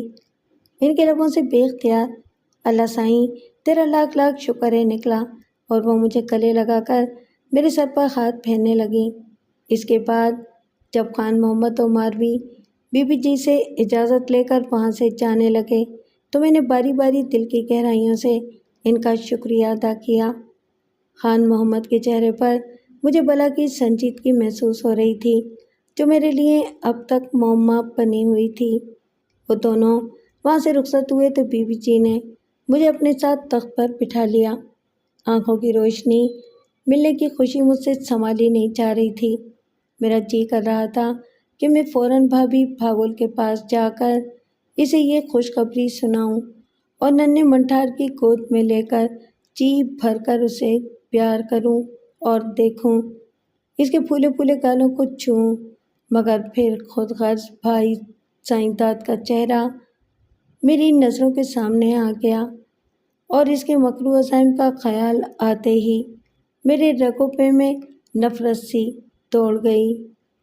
تب میں نے بھابھی کے پاس جانے کا ارادہ ملتوی کر دیا۔ کونجا، اب تمہارا کیا ارادہ ہے؟ تم اپنے گھر جاؤ گی؟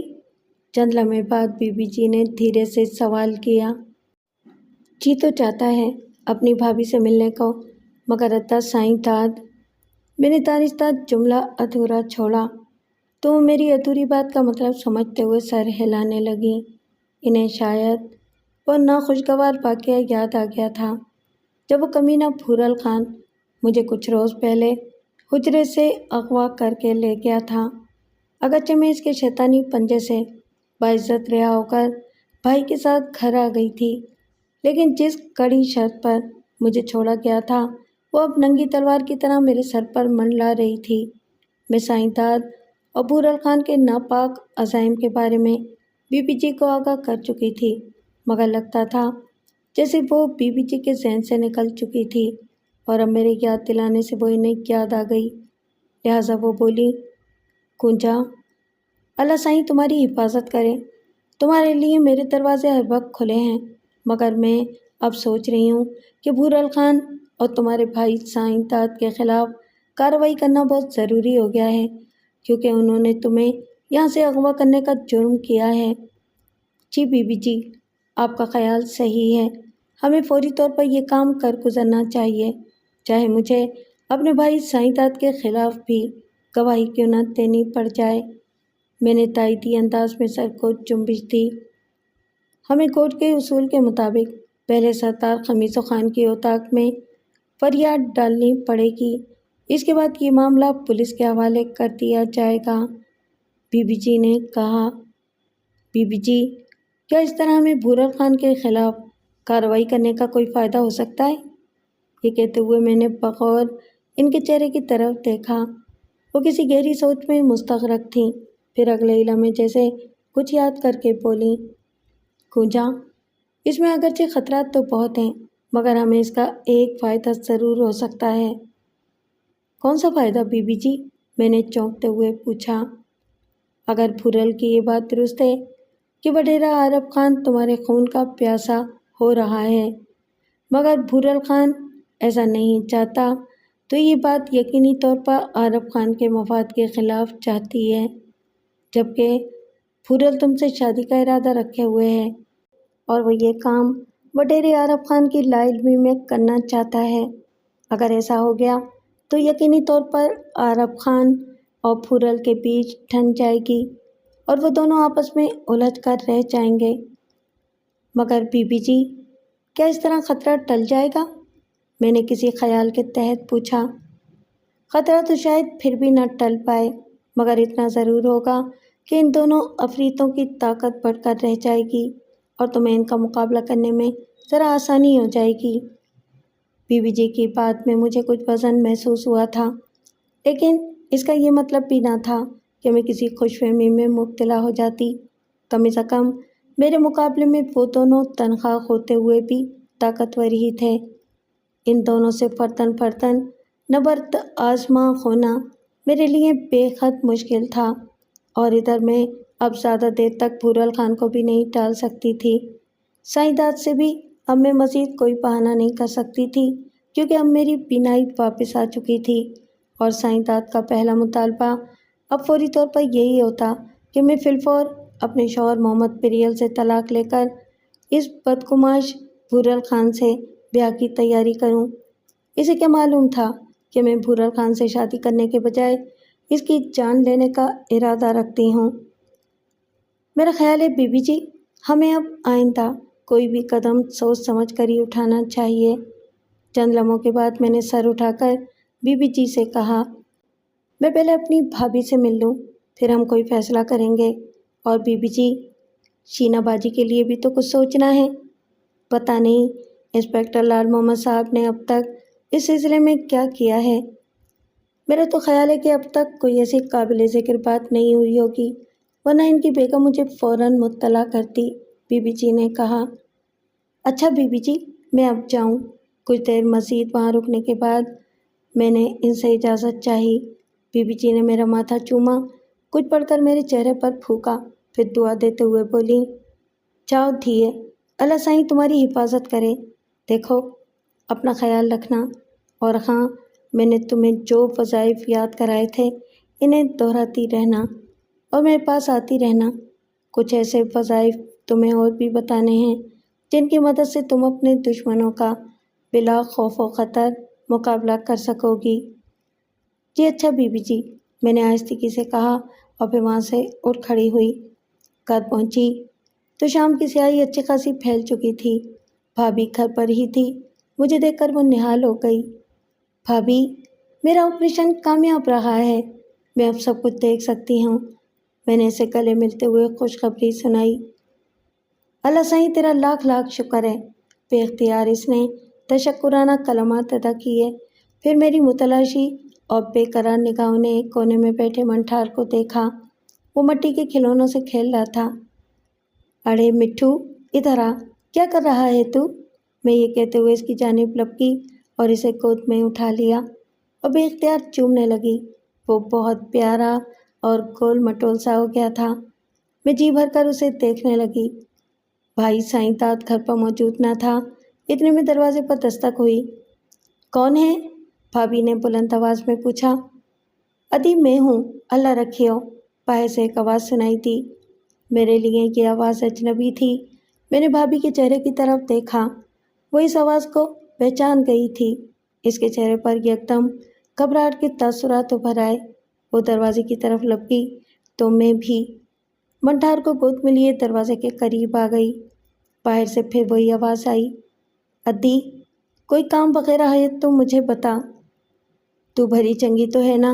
سائیں داد تجھے تنگ تو نہیں کرتا؟ اللہ رکھے نامی اس شخص کی بات پر میں ذرا چونکی۔ بھابھی بھاگل نے ایک گھبرائی ہوئی نگاہ مجھ پر ڈالی اور پھر بند دروازے کی جھلیوں کی طرف منہ کر کے بولی، نہیں میں بالکل ٹھیک ہوں، بابا سے کہنا میں بہت خوش ہوں، میرا شوہر بھی ٹھیک ہے، وہ مجھے نہیں ستاتا۔ اب مجھے یہ اندازہ لگانے میں دیر نہ لگی کہ اس آدمی کو بھابھی کے باپ خالقو نے اپنی بیٹی کی خیریت معلوم کرنے کے لیے بھیجا تھا۔ میں نے آہستگی سے منٹھار کو گود سے نیچے اتارا اور آگے بڑھ کر دروازہ کھول دیا۔ سامنے ایک چھریرے بدن کا شخص کھڑا تھا۔ وہ خاصی عجلت میں دکھائی دے رہا تھا۔ مجھے دیکھ کر وہ ایک لمحے کو ٹھٹکا۔ میں نے اسے سلام کیا اور اسے اندر آنے کو کہا۔ وہ پہلے تو متذبذب سا نظر آنے لگا، پھر وہ آہستگی سے اندر آ گیا اور بولا، میں ذرا جلدی میں ہوں، کیا بات ہے؟ جو بولنا ہے جلدی جلدی بولو۔ میں نے بغور اس کے چہرے کی طرف دیکھا۔ اس نے کھلے پانچوں والی شلوار اور اس پر سفید قمیض پہن رکھی تھی اور اجرک کی پگڑی سی بنا کر سر پر باندھ رکھی تھی جو اس کی تنگ پیشانی تک سرک آئی تھی، جیسے اس نے دانستہ اپنا چہرہ چھپانے کی کوشش کی ہو۔ پھر اس سے پہلے کہ میں کچھ کہتی، بھابھی ایک دم گھبرائی ہوئی آواز میں اسے مخاطب کر کے بولی، ادا رکھیو تو یہاں نہ آیا کر، مجھے پتہ نہیں کیوں ڈر لگتا ہے۔ ادی میں کیا کروں؟ اپنے سردار سائیں کے حکم کے سامنے میں مجبور ہوں، رکھیو نے جواب دیا۔ یہ تو میں سمجھ چکی تھی کہ وہ خالقو کا ایک ساتھی تھا اور اس کا تعلق بھی ڈاکوؤں کے گروہ سے تھا۔ پھر میں نے کیوں ہی اس سے کہا، ادا تمہیں ڈر نہیں لگتا اس طرح یہاں آتے ہوئے؟ تم خالقو دھاڑیل کے ساتھی ہو نا؟ وہ میری بات سن کر سناٹے میں رہ گیا۔ بھابھی بھاگل بھی پریشان نظر آنے لگی تھی۔ میں دل ہی دل میں ایک انوکھا اور چونکا دینے والا فیصلہ کر چکی تھی۔ ایسے اچانک اور عجیب فیصلے کرنا میری فطرت میں شامل تھا۔ جب اس نے میری بات کا کوئی جواب نہ دیا تو میں نے فوراً کہا، گھبرانے کی ضرورت نہیں، تمہیں اگر خالقو چاچا نے بھیجا ہے تو کوئی بات نہیں، اسے اپنی بیٹی کی خبر گیری رکھنے کا پورا حق ہے، مگر میرا خیال ہے تمہیں پھر بھی محتاط رہنا چاہیے۔ میرا بھائی سائیں داد بڑا کمینہ شخص ہے، ایسا نہ ہو کہ… میری بات درمیان میں ہی رہ گئی کیونکہ اگلے ہی لمحے اللہ رکھیوں نے مجھے تیز نظروں سے گھورا، پھر خاموشی سے جانے کے لیے پلٹا تو میں نے اسے آواز دے کر روک لیا، ٹھہرو، ادا رکھیو میں بھی تمہارے ساتھ جاؤں گی۔ میری یہ بات بھابھی بھاگل کے لیے تو دھماکے سے کم نہ تھی، مگر سائیں رکھیو پر تو جیسے حیرتوں کے ساتھ آسمان ٹوٹ پڑے۔ وہ ایک دم پلٹ کر مجھے متحیر نگاہوں سے تکنے لگا۔ اس کے لیے یہ بات بلا شبہ عجیب و غریب ثابت ہوئی تھی کہ میں بڑے دھڑلے کے ساتھ اس کے ہمراہ جانے پر تیار تھی۔ تم کیا کرو گی میرے ساتھ جا کر؟ اس نے تحیر زدہ لہجے میں مجھ سے پوچھا۔ مجھے تمہارے سردار خالقو دھاڑیل سے ملنا ہے، میں نے بلا جھجک کہا۔ اس کی آنکھیں مزید پھیل گئیں۔ یہ مجھ سے نہیں ہو سکے گا، اس نے فوراً کہا۔ کیوں؟ میں نے ایک جھٹکے سے پوچھا۔ مجھے اپنے ساتھ کسی کو لے جانے کا حکم نہیں ہے، وہ بولا۔ میں سمجھ گئی وہ مجھ سے جان چھڑانا چاہ رہا ہے۔ ڈرو نہیں، میں کوئی پولیس کی مخبر نہیں ہوں اور یہ بات کسی راز کی طرح مجھ تک ہی محدود رہے گی، میں نے کہا۔ تمہیں گھبرانے کی ضرورت نہیں ہے، سردار تمہیں کچھ نہیں کہے گا، میں اسے کہہ دوں گی کہ میں خود اپنی مرضی سے تمہارے ساتھ… تم چری چھوکری ہو، خواہ میرا وقت ضائع کر رہی ہو، میں جا رہا ہوں۔ وہ میری بات کاٹ کر قطرے جھنجھلا کر بولا اور یہ ایک دم دروازے سے باہر نکل گیا۔ میں نے بھی آؤ دیکھا نہ تاؤ اور اس کے پیچھے چلی گئی۔ عقب سے مجھے بھابھی کے پکارنے کی آواز آئی، وہ مجھے واپس بلا رہی تھی، مگر میں گلی میں نکل گئی تھی اور اب تیز تیز قدموں سے اس کے عقب میں چلی جا رہی تھی۔ اسے بھی شاید اپنے عقب میں میری موجودگی کا احساس ہو گیا تھا۔ اس نے چلتے چلتے پیچھے مڑ کر میری جانب دیکھا تو مزید بدحواسا ہو گیا۔ میں بلائے ناگہانی کی طرح اس کے پیچھے لگ چکی تھی۔ وہ بیچارہ بری طرح گھبرا گیا تھا اور اب اس نے باقاعدہ دوڑنا شروع کر دیا تھا۔ یہ دیکھ کر میں نے بھی اس کے تعاقب میں دوڑ لگا دی۔ یہ ایک عجیب مذاق خیز صورتحال تھی، لیکن رکھیوں کے لیے تشویشناک۔ گلی میں اس وقت اندھیرا بہت گاڑھا ہو چکا تھا، ارد گرد سناٹا طاری تھا۔ گلی کے اختتام پر وہ دوڑتے دوڑتے اچانک رک گیا۔ میں بھی ہانپتی ہوئی اس کے قریب پہنچ چکی تھی۔ وہ غصے میں مجھ سے مخاطب ہو کر بولا، اڑی چھوکری، یہ کیا پاگل پن ہے؟ کیا مروائے گی مجھے تو؟ میں نے کہا نا، میں تمہارے ساتھ ڈیرے پر جانا چاہتی ہوں۔ مجھے ہر قیمت پر خالقود دھاڑیل سے ملاقات کرنی ہے۔ تو سوڈل کی بیٹی ہے نا؟ اس نے اپنی بکھری ہوئی سانسوں پر قابو پاتے ہوئے پوچھا۔ ہاں، میں نے مختصر جواب دیا۔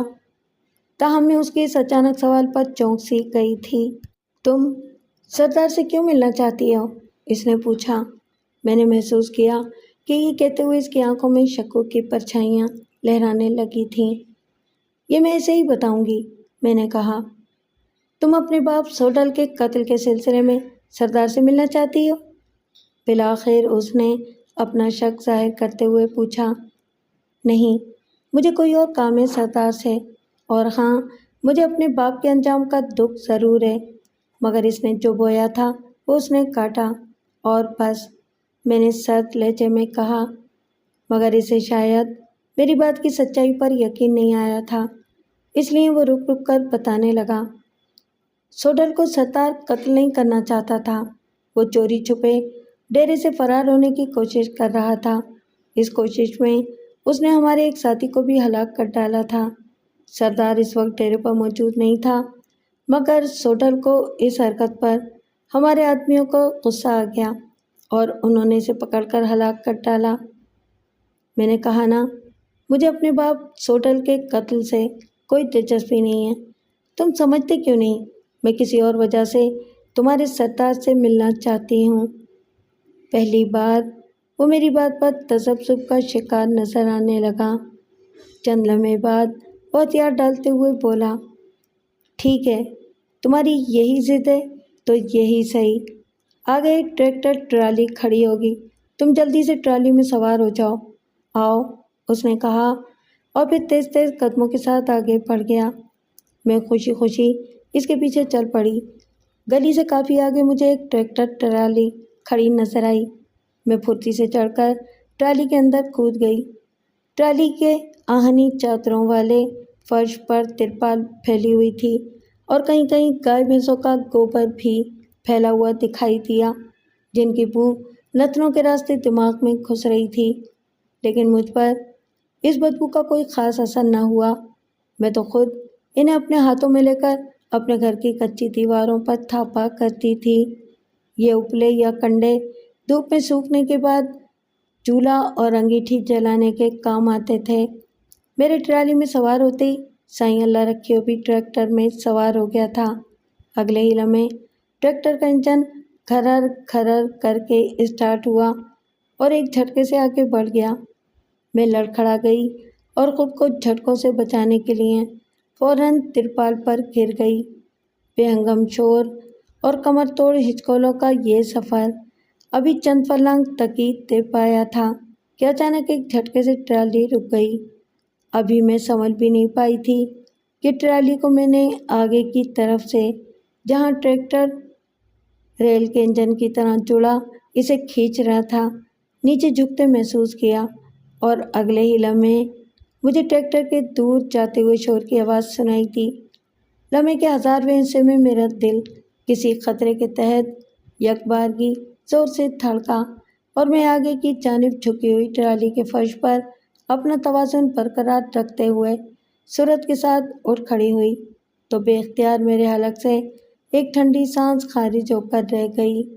سامنے اچھلتے کودتے اور تیزی کے ساتھ دور جاتے ہوئے ٹریکٹر کی سرخ بتیاں نظر آ رہی تھیں۔ سائیں اللہ رکھے انہیں، آخر وہی کیا تھا جس کا وہ پہلے ہی سے اپنے دل میں تہیہ کر چکا تھا۔ وہ مجھے چکمہ دے کر نکل گیا تھا۔ میں اسے کوستی ہوئی بے دلی سے ٹرالی سے نیچے اتری۔ ذرا دور مجھے گھروں سے روشنیاں ٹمٹماتی ہوئی نظر آ رہی تھیں۔ میں گرد آلود راستے پر تیز تیز قدموں سے آگے بڑھنے لگی۔ اطراف میں دور تک اندھیرا پھیلا ہوا تھا۔ سامنے ذرا فاصلے پر ایک اور چوڑا پل کھاتا کچا راستہ نکل کر اندھیرے کھیتوں کی طرف جا رہا تھا۔ اچانک مجھے اس راستے پر ذرا فاصلے سے تیز روشنی سی نظر آئی۔ وہ کسی گاڑی کی تھی۔ ایک بے نام سا خدشہ میرے دل میں لہرایا، لیکن میں اپنی رفتار کم کیے بغیر آگے بڑھتی رہی۔ آنے والی گاڑی نزدیک آ چکی تھی۔ اس کی تیز روشنی میں میرا پورا وجود نہا گیا تھا۔ وہ اب میرے قریب آ کر ایک جھٹکے سے رک گئی تھی۔ یہ بغیر ہڈ والی جیپ تھی، جسے پہچان کر میں دھک سے رہ گئی اور میرے قدم جیسے زمین میں کڑ کر رہ گئے۔ وہ جیپ وڈیرے عارف خان کی تھی۔ اس میں 4 افراد سوار تھے۔ وہ سب رائفل بدست تھے اور انہوں نے اجرکیں اوڑھ رکھی تھیں۔ وہ انتہائی پھرتی کے ساتھ کود کر نیچے اترے۔ میں جیسے ہوش میں آ گئی۔ انہیں نظر انداز کرتی ہوئی یکدم آگے بڑھی تو ایک کرخت آواز میرے کانوں سے ٹکرائی۔ رک جا چھوکری! میرا دل زور سے دھڑکا۔ میرے چاروں طرف اندھیرا پھیلا ہوا تھا۔ میں اس تہکمانہ آواز پر خوف زدہ سی ہو گئی۔ وہ چاروں اب گھیرا ڈال کر میرے گرد کھڑے ہوئے تھے۔ ان کے تیور مجھے بگڑے ہوئے دکھائی دے رہے تھے۔ اڑے یار خوشو، یہ تو وہی چھوکری ہے، گاج ندی والی! مجھے گھورتے ہوئے وہ بھونڈے انداز میں ہنسا۔ اس کی آواز میں تحیر آمیز مسرت چھلک رہی تھی۔ میں نے چونک کر اب جو غور سے انہیں دیکھا تو خون میری رگوں میں جمنے لگا۔ میرے اندر غصے کا لاوا اچھلنے لگا تھا۔ میں نہ صرف اسے بلکہ باقی تینوں کو بھی پہچان چکی تھی۔ یہ عارف خان کے وہی خواری تھے جنہوں نے مل کر گاج ندی کے کراڑے پر میری عزت تار تار کی تھی۔ میں بھلا اپنی عزت کے لٹیروں کو کیسے بھلا سکتی تھی؟ میرے اندر اب خوف کے بجائے انتقام کی بجلیاں کوند رہی تھی۔ میرا راستہ کیوں روکا ہے؟ ہٹو آگے سے! میں نے دونوں پہلوؤں پر ہاتھ رکھتے ہوئے بے قابی سے کہا۔ لگتا ہے آج یہ چھوکری پھر ہماری رات کو رنگین بنائے گی۔ بھیڑیے جیسی صورت والے ایک شخص نے دانت نکالے۔ میرے تن بدن میں جیسے آگ بھڑک اٹھی۔ پہچان تو میں بھی گئی ہوں تم لوگوں کو، لیکن اس بار تم اپنے ناپاک مقاصد میں کامیاب نہیں ہو سکو گے۔ پہلے اپنے انجام کی فکر کر لے چھوکری۔ آج ہم تجھے گاج ندی میں کودنے نہیں دیں گے، ادھر ہی تیرے ٹکڑے کر کے زمین میں دبا دیں گے، تیسرے ساتھی نے شفاق لہجے میں کہا۔ ان کے عزائم کا سن کر ایک بار پھر خوف کا خنجر میرے دل میں اتر گیا۔ آخر میں ایک لڑکی تھی۔ ان چاروں لہیم شہیم اور مسلح شیطانوں کے لیے کسی وقت بھی حسین ترین نوالا ثابت ہو سکتی تھی۔ وہ چاروں پہلے بھی بزور طاقت مجھے زیر کر چکے تھے اور اب بھی اسی جسمانی اور نفسیاتی برتری کے گھمنڈ میں تھے۔ میں دل ہی دل میں بسم اللہ پڑھتے ہوئے بی بی جی کے پڑھائے ہوئے وظیفے کا ورد کرنے لگی، جو اس مشکل گھڑی میں میرے گرد ایک حفاظتی حصار قائم کر سکتا تھا۔ وہ چاروں طاقت کے نشے میں چور تھے۔ میرا خیال ہے اس چھوکری کو پہلے بٹے سائیں کے پاس لے چلتے ہیں، وہی اس کا بندوبست کریں گے۔